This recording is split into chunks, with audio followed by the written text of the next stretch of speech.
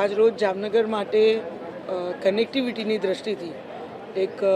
ખૂબ જ મહત્ત્વનો દિવસ આપણે કહી શકીએ એ પ્રકારે માનનીય પ્રધાનમંત્રીશ્રીની વર્ચ્યુઅલ ઉપસ્થિતિમાં જેઓ વાવ થરાદ જિલ્લામાંથી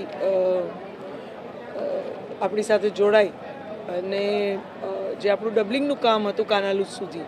એમાં એક આખો 27 કિલોમીટરનો સ્ટ્રેચ એટલે કાનાલુસથી જામનગર સુધીના ડબલિંગના આખા સ્ટ્રેચનું કામ પૂર્ણ થઈ અને આજે માનનીય પ્રધાનમંત્રી શ્રી દ્વારા વર્ચ્યુઅલી એનું લોકાર્પણ કરવામાં આવ્યું. આ તકે હું માનનીય પ્રધાનમંત્રી શ્રી અને રેલ મંત્રી શ્રી અશ્વિની વૈષ્ણવજીનો જામનગર સંસદીય ક્ષેત્રના સર્વે નાગરિક વતી ખૂબ ખૂબ આભાર વ્યક્ત કરું છું. આપણે સૌ જાણીએ છીએ કે આપણા છેવાડાના વિસ્તારમાં પહોંચવા માટે અને અહીંથી સમગ્ર દેશને આ વિસ્તાર સાથે જોડવા માટે કનેક્ટિવિટી એ કી છે અને યાતાયાતનું મહત્ત્વનું માધ્યમ એટલે રેલવેઝ આ ડબલિંગના માધ્યમથી આવતા દિવસોમાં અને જે હવે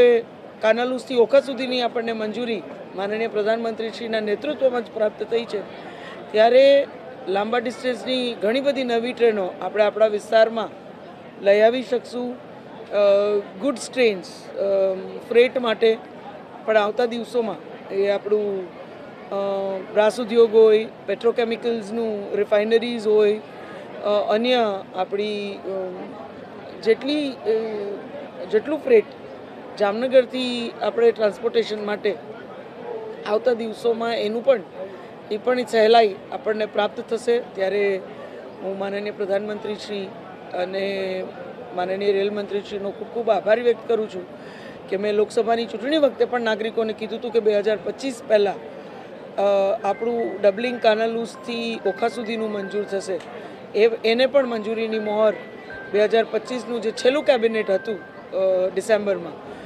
એમાં માનનીય પ્રધાનમંત્રીશ્રીએ પોતે જ આપણને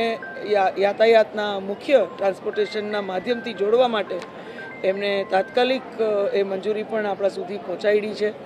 ત્યારે રોડવેઝ હોય, રેલવેઝ હોય, એરવેઝ હોય અને ક્યાંક વોટરવેઝ આપણા પોર્ટ્સનો પણ વિકાસ કરવાના જે પ્રયત્ન છે એ દિશામાં આપણો સીમાવર્તી વિસ્તાર આખા દેશ સાથે મજબૂતીથી જોડાય એ પ્રકારના માનનીય પ્રધાનમંત્રીશ્રીનું જે વિઝન છે અને પ્રયત્ન છે